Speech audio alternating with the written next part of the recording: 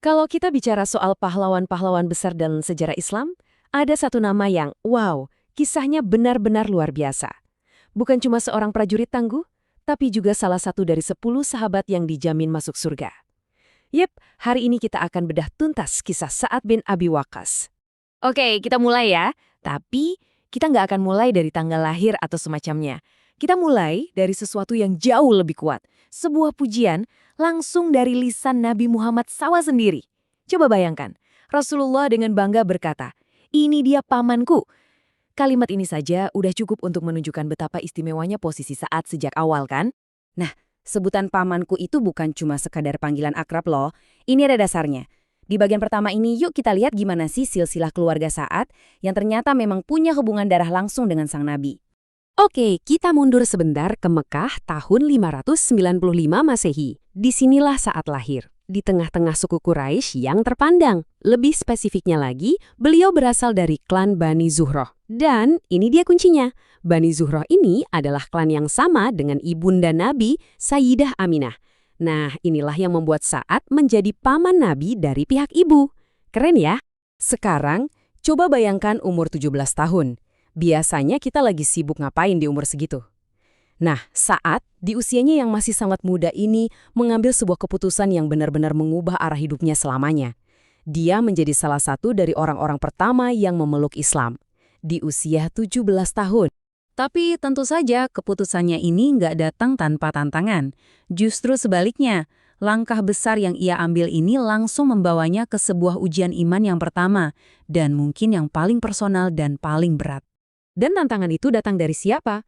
Dari orang yang paling ia cintai dan hormati, ibunya sendiri, Hamnah binti Sufyan. Bisa kita bayangkan betapa beratnya situasi ini. Sang ibu menentang habis-habisan keputusan Sa'ad untuk meninggalkan agama leluhur mereka. Penolakan ibunya ini bukan cuma sekedar marah-marah loh, ini benar-benar ekstrim. Pertama, jelas dia menolak mentah-mentah. Lalu dia melakukan aksi mogok makan dan minum.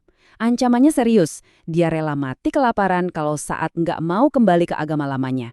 Ini tekanan batin yang luar biasa kan? Di tengah dilema yang super sulit ini, gimana jawaban Sa'ad? Dengarkan baik-baik. Dengan penuh hormat tapi juga dengan keyakinan yang kokoh.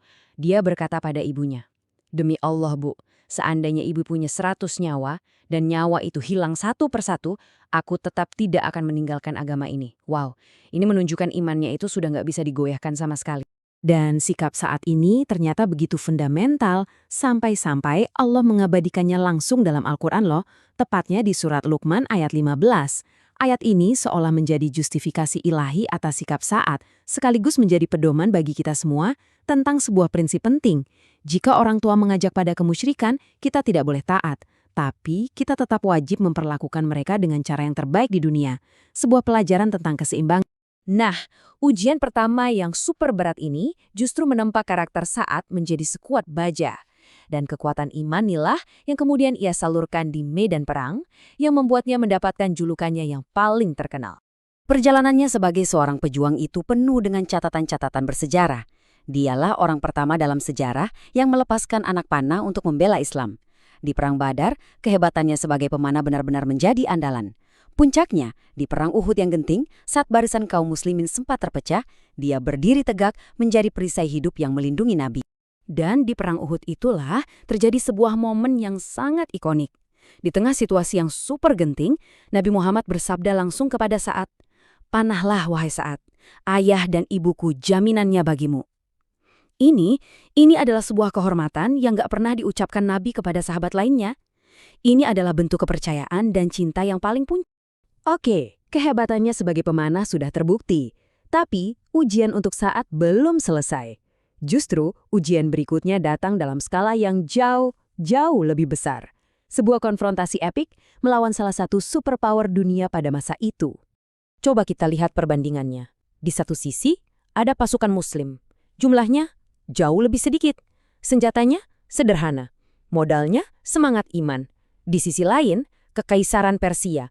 Pasukannya raksasa, persenjataannya super canggih, dan merupakan kekuatan militer yang sudah mapan berabad-abad. Secara logika, ini misi yang mustahil, kan?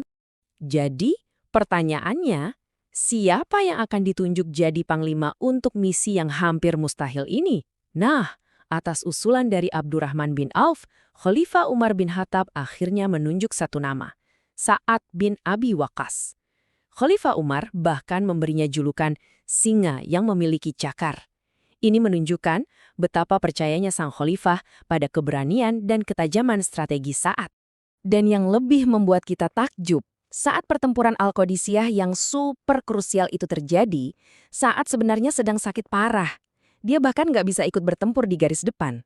Tapi dari tempatnya, dia tetap mengatur strategi dengan sangat brilian. Hasilnya, pasukan Muslim meraih kemenangan yang gemilang. Kemenangan ini nggak cuma meruntuhkan kekaisaran Persia, tapi benar-benar mengubah peta dunia saat itu.